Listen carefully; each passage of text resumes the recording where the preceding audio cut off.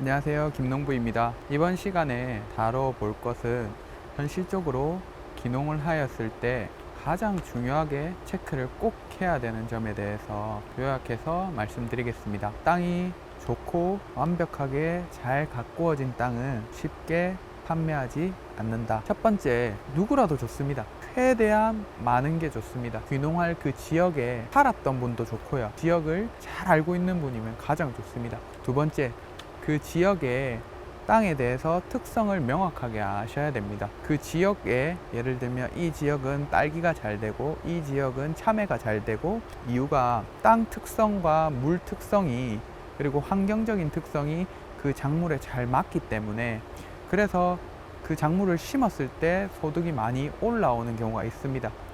양액 재배라서 나는 그런 걸 상관없다. 첫 번째, 신농법, 스마트팜 농법으로 극복을 할 수가 있다. 우리 하늘과 땅이랑 그리고 물이랑 환경적인 부분은, 자연은 절대 저희는 아직까지는 우리 인간은 극복할 수 없는, 물을 받아서 작물한테 줘야 되는데 염분기가 있다든지, 두 번째 철분이 많이 받친다든지, 그리고 세 번째 중탄산이 많이 받친다든지, 주변에 혹시 논이 너무 많다, 항상 물이 가져져 있으니까 물이 매일같이 쓸 거라 생각하지만 물이 없는 경우도 많이 있습니다. 생각보다는 지하수 안반이나 지하수, 지표수 등등 해서 물이 없는 경우가 굉장히 많습니다. 그래서 그 점을 꼭 중요하게 생각해서 땅을 선정하고 고를 때는 신중하게 선정하시는 게 중요한데, 땅에 대한 특성과 그 지역에 대한 특성과 그리고 물에 대한 이해, 환경에 대한 이해가 제일 먼저 중요합니다. 제일 큰 목적이 농사를 잘 짓기 위함이기 때문에 스마트팜으로 해결할 수 없는 부분이 생길 수 있습니다. 이 방금 말하는 두 번째도 꼭 체크하셔야 되고요. 세 번째는 농지은행이라든지 땅이 잘 임대가 나오진 않지만 혹시나 나온다고 하면 1년 정도는 그 지역에 한번 기후를 경험을 한번 해보는 게 좋습니다. 왜 그러냐면, 나는 광량이 많이 필요하다든지, 아니다 나는 광량이 필요 없는 작물이 있을 거고요. 작물마다 다 특성이 다를 수 있습니다. 단순하게 예를 들면요. 그래서 어떤 예가 있었냐면, 제가 주변에 돌아다니다가 땅을 먼저 선정을 하려고 왔는데 그 주변에는 논밖에 없었습니다. 그래서 이기는 물이 없을 수 있겠구나 해서 물을 확인을 해봤는데 다행히도 물은 있었습니다. 물은 있는데 주변에 논밖에 없어서 긴가민가 하다가 한 농가가 있어서 들어가 봤습니다. 딸기 농사를 짓고 있었고요. 안에 들어가서 여쭤보니까, 사장님 여기 농사 짓기가 어떻습니까? 라고 먼저 여쭤보니까 그분이 정말 친절하게도 이쪽은 양 사면이 산에 둘러싸여 있기 때문에 일반 하우스에는 7시, 8시만 해도 겨울철도 해가 든다고 하면, 이곳은 10시부터가 해가 들고, 보통 해가 지는 시간도 다른 지역은 4시 50분, 5시 15분, 5시 20분까지 해가 든다고 보면은, 이곳은 3시 반만 되면 그늘이 이미 진다고 하더라고요. 첫 번째, 광량 확보가 안 되고요. 두 번째는 수확량이 그만큼 따라주지가 못합니다. 겨울 작물을 하는 분들 같은 경우에는 여름 작물도 동일하고요. 광량이 필요한데 난방비는 난방비대로 많이 들어가는데 수확은 안 되는 거예요. 스마트팜으로 극복을 한다, LED 등으로 극복을 한다, 그거는 도저히 이길 수가 없거든요. 인간이 아직까지는 자연을 이길 수는 없었습니다. 그 점을 저도 이제 여러 군데 땅을 알아보다 보니까 그 점이 생각보다는 많이 중요하더라고요. 무시 못하는 두 번째로 채택을 했고요.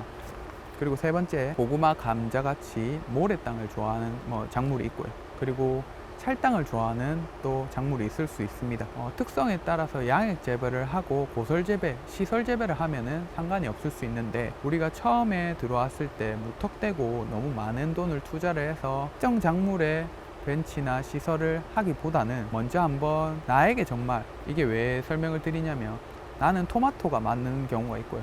아니다 나는 토마토 해보니까 나의 적성에 안 맞다, 오이가 맞는 경우도 있고 버섯 맞는 경우도 있습니다. 저처럼 애플망고가 맞는 사람이 있고요. 사람들마다 다 개개인마다 성향도 다르고 작물 또한도 나에게 맞는 작물이 있고 안 맞는 작물이 있을 수 있습니다. 저도 몇 년간 패션후르츠, 한라봉, 애플망고, 자색당근, 잎채소까지 많은 걸 해봤는데, 저에게 맞는 거는 넓은 면적을 1인이 케어할 수 있는 작물이 애플망고더라고요.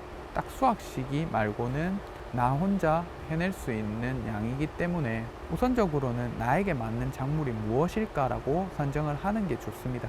지금이 1년이 듣지만 나중에 10년, 20년, 30년 농사를 지어야 되는 하우스다라고 했을 때 한번 지어 놓으면 개량하고 보수하고 하는 비용도 비용이지만 시간도 엄청나게 들고 돈도 많이 깨지거든요. 그래서 한번 지을 때 견학도 많이 다니시고 많이 보고 나서 아, 나는 이게 정말 맞겠구나 라고 했을 때 과감하게 투자하는 것을 추천드립니다.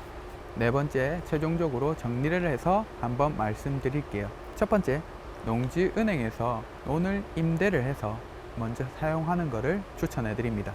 두 번째, 최근에 뉴스를 봤는데 귀농 인구수도 굉장히 많이 늘고, 그리고 이제 무턱대고 블루오션이라고 해서 들어오시는 분들이 많거든요. 그래서 들어와서, 그리고 세 번째, 청년 창업농이라든지 시설 투자할 수 있도록 그 후계농이라든지 아까 말한 교육 이수 시간이라든지 이런 부분은 많이 알려져 있지만 그런 거를 하나하나 준비를 해서 들어오시는 것을 추천을 드립니다. 지자체에 농업기술센터라는 것도 있습니다. 거기 가면 보통 기농기촌 상담을 해주거든요. 그래서 그쪽을 가셔가지고 내가 지금 상황이 이렇고 나는 귀농을 하려고 한다. 그래서 어떻게 하는 방향이 좋겠냐라고 먼저 한번 상담을 해본 뒤에 선택을 하셔도 늦지 않습니다. 실수도 많이 줄어들고 수확은 많이 나올 수는 있지만 판로가 확보가 되지 않고 불안정한 판로가 형성이 되어 있다 하면은 수확을 하면서도 불안을 하고 수확을 할 때도 제값을 받지 못하면은 1년 동안의 헛수고가 될 수 있거든요. 그래서 그 점을 준비를 해서 귀농을 하시기 바랍니다. 그럼 감사합니다.